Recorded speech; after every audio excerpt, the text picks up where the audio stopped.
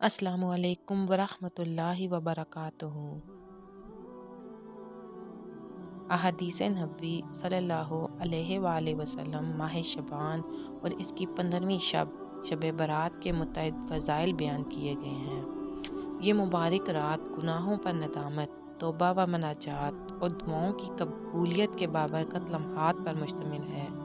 اس سب پر رحمتوں کے دروازے کھول دیے جاتے ہیں، برکتوں کا نزول ہوتا ہے، خطاؤں کو معاف کیا جاتا ہے۔ روایت کے مطابق اس ماہ کے شروع ہوتے ہی آپ صلی اللہ علیہ وآلہ وسلم کی عبادات میں غیر معمولی اضافہ ہو جاتا ہے۔ اس کا اندازہ ام المومنین حضرت عائشہ رضی اللہ تعالیٰ عنہ کے اس ارشاد سے بخوبی لگایا جا سکتا ہے۔ آپ فرماتی ہیں، میں نے آپ صلی اللہ علیہ وآلہ وسلم کو شعبان کے علاوہ کسی اور مہینے میں کثرت سے نفلی روزے رکھتے نہیں دیکھا۔ صحیح مسلم۔ حضور اکرم صلی اللہ علیہ وآلہ وسلم کے شعبان المعظم میں بکثرت روزے رکھنے کی وجہ سے اس مہینے میں روزے رکھنے کو علامہ نووی رحمۃ اللہ نے مسنون قرار دیا ہے۔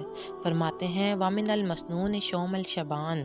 حضرت ابو بکر صدیق رضی اللہ تعالیٰ عنہ نبی اکرم صلی اللہ علیہ وآلہ وسلم سے روایت کرتے ہیں کہ آپ صلی اللہ علیہ وآلہ وسلم نے فرمایا، اللہ عز و جل 15ویں شعبان کی رات میں آسمان دنیا کی طرف اپنی شان کے مطابق نزول اجلال فرماتا ہے اور اس رات ہر بندہ مومن کی مغفرت کر دی جاتی ہے، سوائے اللہ کے ساتھ شرک کرنے والے کے یا ایسے شخص کے جس کے دل میں بغض و کینہ ہو۔ آپ صلی اللہ علیہ وآلہ وسلم نے ارشاد فرمایا، اے عائشہ رضی اللہ تعالیٰ عنہ، جانتی بھی ہو یہ کون سی رات ہے؟ میں نے عرض کیا کہ اللہ اور اس کے رسول صلی اللہ علیہ وآلہ وسلم ہی زیادہ جانتے ہیں۔ فرمایا، یہ شعبان کی 15ویں شب ہے۔ اللہ عز و جل اس رات اپنے بندوں پر نظر رحمت فرماتا ہے اور بخشش چاہنے والوں کی مغفرت فرماتا ہے، رحم چاہنے والوں پر رحم فرماتا ہے اور دلوں میں کسی مسلمان کی طرف سے بغض رکھنے والوں کو ان کی حالت پر ہی چھوڑ دیتا ہے۔ حضرت ابو موسیٰ اشعری رضی اللہ تعالیٰ عنہ رسول صلی اللہ علیہ وسلم سے روایت فرماتے ہیں کہ آپ صلی اللہ علیہ وآلہ وسلم نے فرمایا، اللہ تعالیٰ شعبان کی 15ویں رات رحمت کی نظر فرما کر تمام مخلوق کی مغفرت فرما دیتا ہے، سوائے اللہ کے ساتھ شرک کرنے والے اور دلوں میں کسی مسلمان کی طرف سے بغض رکھنے والے کے۔ حضرت عبداللہ بن عمرو بن العاص رضی اللہ تعالیٰ عنہ سے روایت ہے کہ رسول اکرم صلی اللہ علیہ وآلہ وسلم نے فرمایا، شعبان کی 15ویں رات اللہ عز و جل اپنی مخلوق کی طرف رحمت کی نظر فرماتا ہے، سوائے 2 شخصوں کے، باقی سب کی مغفرت کر دی جاتی ہے، ایک کینہ ور، دوسرے کسی کو ناحق قتل کرنے والا۔ حضرت عثمان بن ابی عاص رضی اللہ تعالیٰ عنہ نبی اکرم صلی اللہ علیہ وسلم سے روایت کرتے ہیں کہ آپ صلی اللہ علیہ وآلہ وسلم نے فرمایا، جب شعبان کی 15ویں رات ہوگی تو اللہ تعالیٰ کی طرف سے ایک پکارنے والا پکارتا ہے کوئی مغفرت کا طالب کہ میں اس کی مغفرت کر دوں؟ کوئی مانگنے والا ہے کہ میں اسے عطا کر دوں؟ اس وقت جو سچے دل کے ساتھ مانگتا ہے اسے اس کی شان کے مطابق ملتا ہے، سوائے بدکار عورت اور مشرک کے کہ یہ اپنی بدعمالیوں کے سبب اللہ کی عطا سے محروم رہتے ہیں۔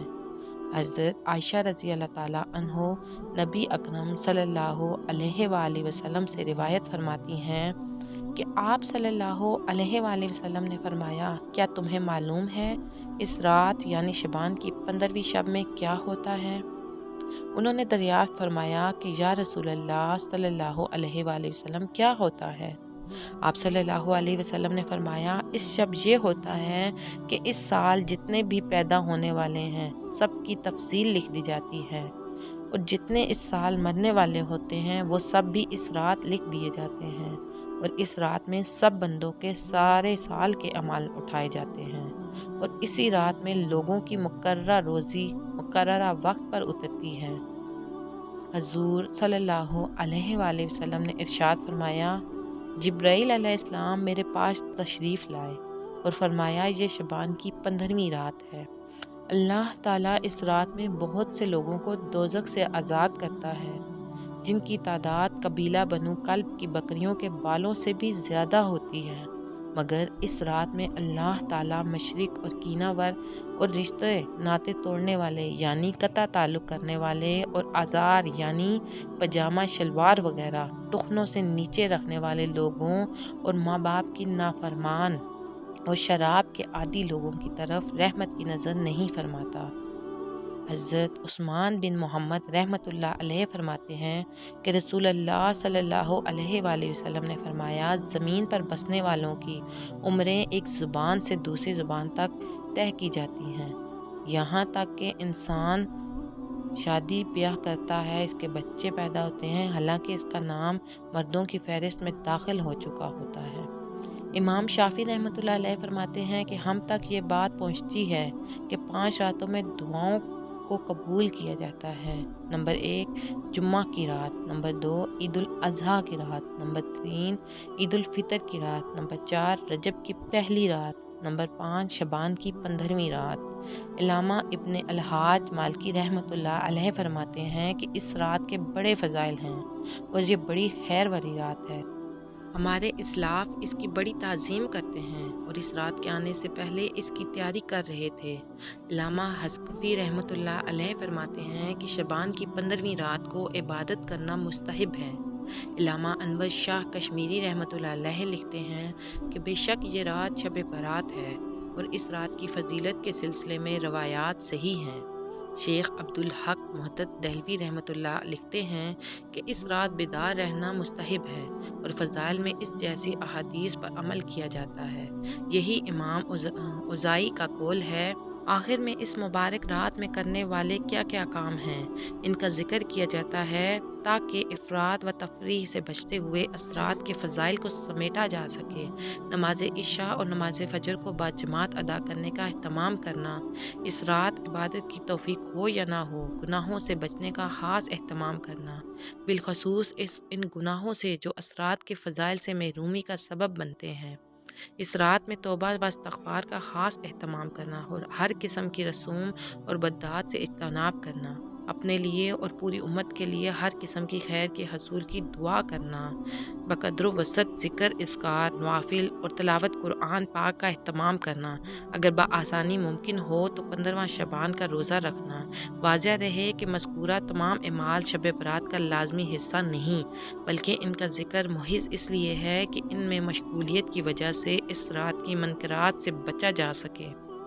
بعض ایسے بد نصیب ہیں جو اس مقدس رات میں فکر آخرت اور عبادت و دعا میں مشغول ہونے کی بجائے لہو و لہب میں مبتلا ہو جاتے ہیں۔